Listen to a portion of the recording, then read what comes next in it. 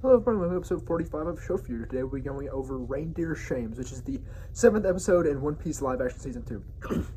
So, to begin with, this episode, honestly, it made me enjoy Chopper's backstory more than I did originally, because Chopper's backstory, honestly, is overrated in my opinion, because I feel as if people often gloss over the instances of Law's backstory, or just other, like, Robin's, in preference to Chopper's. Even though Chopper's is very sad, it's not the saddest. But this episode made me see it in a new light.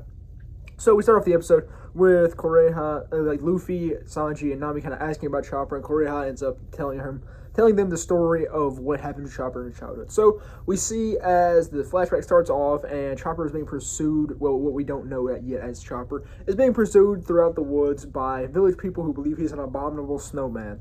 And they go chasing after him, and eventually we see as Hiorlook and Koreha, Hiorlook being the, like, three-beamed hair. It's weird. But, yeah.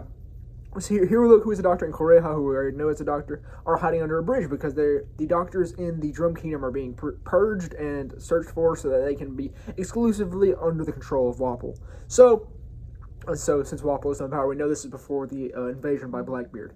But, so we see as eventually Chopper eventually ends up able to hide, and then Hiorlook, on his return back to his house after the search has ended for them as well, ends up finding Chopper. He runs across him, and he gets talking to him briefly, and we just see as he kind of calms him down, talks to him, and tries to figure out what he is. We see the scene where Hiorlook takes off all of his clothes to show that he's not a threat. Now, he didn't take off his everything like he did in the manga and put his hat over the nether regions, but yeah, it was still a goofy scene that I was glad to see adapted, even though it's stupid. But yeah, so we see as eventually he's taken back to Hiorlook's house. He takes Chopper back to his house, and he heals him up. And here Chopper slowly began to develop a friend, kind of father-son-esque relationship. And we just kind of see as Hiorlook goes about his duties and all that, and he tells Chopper about, like, the ideas of never giving up behind a Jolly Roger and all that, and pursuing whatever they had, like, anything is possible idea of a Jolly Roger. And he shows Chopper about how he is attempting to create cherry blossoms in Drum Kingdom, which is a winter kingdom which doesn't have cherry blossoms, because he tells Chopper this story about how there's this man with a heart disease who looked everywhere, looked for all the doctors he could, and they could never cure his disease. However, one day he was looking and he found a cherry blossom, and this cherry blossom healed his disease, because the next day he went to the doctor and they said, hey, you don't have the disease anymore. So as we progress along from that, we see as Hiorlook just goes through more and more development of his tests and all that. We see as him and Korea briefly interact with some things. She calls him the Quack and all that. And then eventually we see as Hiorlook and Chopper are returning home one day after walking through the woods, and Hiorlook tells Chopper that he's perfectly cured and that he can go be on his own now because he's cured. And so Hiorlook leaves him outside and he goes back to doing his things. And Chopper tries to get back inside. He's vehemently pressing on the door and all that, and Hiorlook won't let him in. We see as we presume that Hiorlook is being hard and cold-hearted, but we see him struggling to do so on the other side of the door. And then eventually the next thing we see as Koreha is in Hiorlook's house and she's testing on him. She's checking him out, and she's like, yep, you're done for, because he has some disease which is causing him to cough up blood and all that, and he's going to die soon.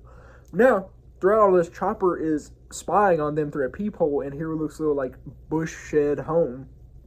And Koreha briefly mentions a miracle cure, and Chopper presumes this miracle cure is a mushroom that he saw in a book which had a skull and crossbones by it. And he presumed the skull and crossbones meant that it would cure all, and that it would allow Hiorlook to keep living. So we actually see Chopper's adventure to go get the mushroom, but he ends up going to get the mushroom, and he comes back, and we see as Hiorlook's kind of testing on his stuff. Since he's learned that he is definitely going to die, he started testing very, very fervently on his work so he can get it done before he has to die. And so we see as he eventually gets it figured out and he makes the potion he's looking for. He gets a call for Chopper, even though Chopper isn't there. But then Chopper actually does appear. He knocks on the door and he has the mushroom that he was looking for. And he's like, I found it, Dr. Hiorlook. I found the cure-all. So Hiorlook ends up taking the mushroom, turning it into soup, and drinking it since Chopper went through all the struggle of finding this mushroom for him. So then eventually we see as Hiruluk is kind of talking with Chopper, and he's like, okay, I gotta go now since I am healed. I gotta go, and I've got to heal the doctors who were on the top tower palace area of Drum Kingdom, because apparently they're sick, because Wapol had spread false lies. Well, not false lies is a bit of a redundant statement, but spread lies about the doctors being sick so that he could lure Kureha and Hiruluk in, since they were the only two doctors who hadn't been captured yet. So we see as Hiruluk prepares to go and all that, and he heads out, and then we see Kureha comes in, and Kureha's like, "Where's Hiruluk?" And Chopper's like, "Oh, he's cured, man. He ate that mushroom. He's good." She was like, "Which mushroom did you make him eat?" She's like, "Is this one right here?" And he describes what I told y'all about the skull and crossbones. She's like, "You idiot!" I forgot how kind of mean Kureha was to Chopper, like before she actually started taking care of him. But I was just mean to him. She was like, "You're the reason that he died and all that stuff. Well, will die and all that stuff."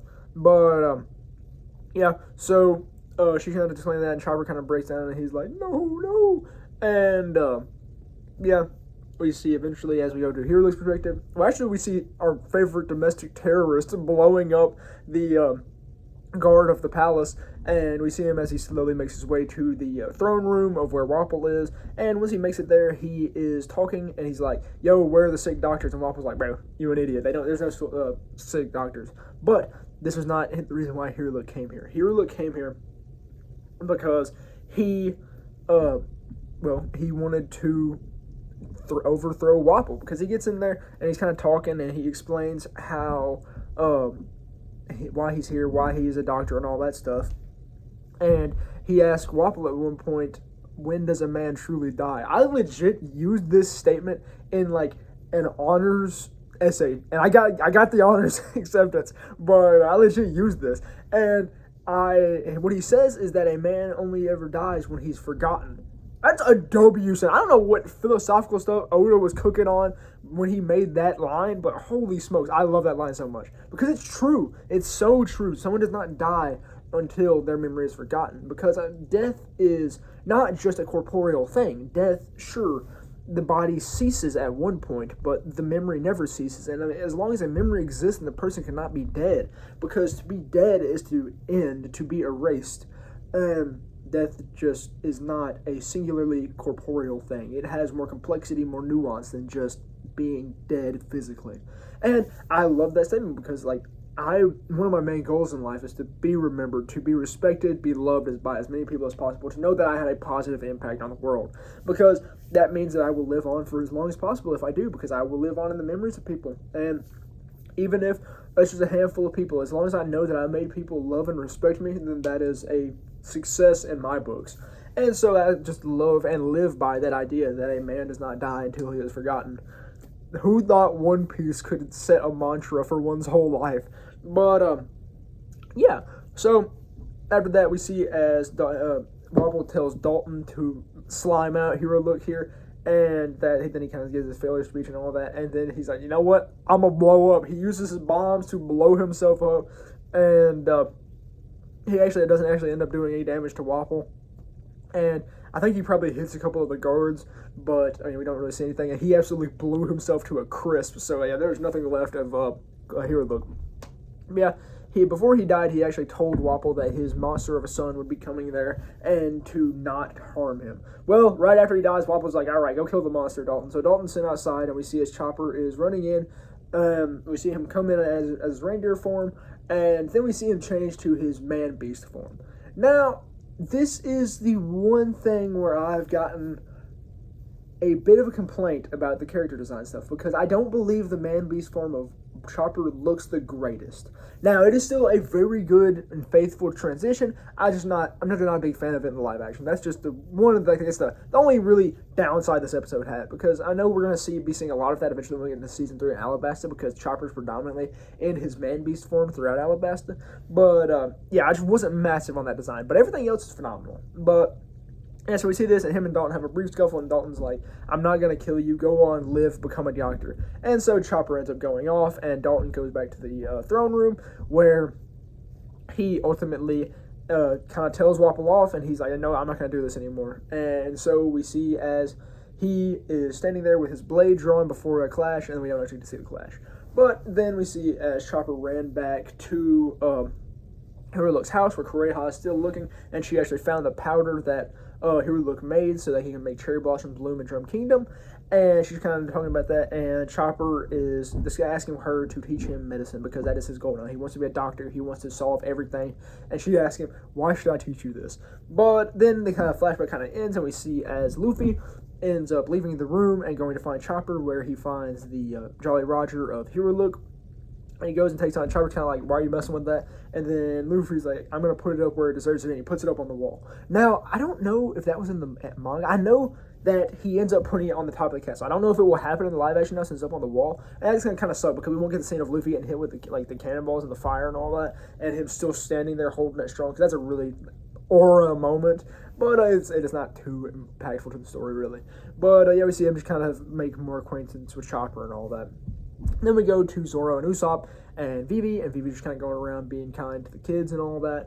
And she's giving them gloves, but she does see Robin is in Drum Kingdom. She sees her from across the road, and Robin sees her, and then she disappears after like a cart passes by. But then we see as Usopp and Zoro kind of making amends after their brief little argument in the previous episode, and Usopp actually ends up making amends by giving Zoro a beer, and we see him talking, and Dalton eventually sees some fire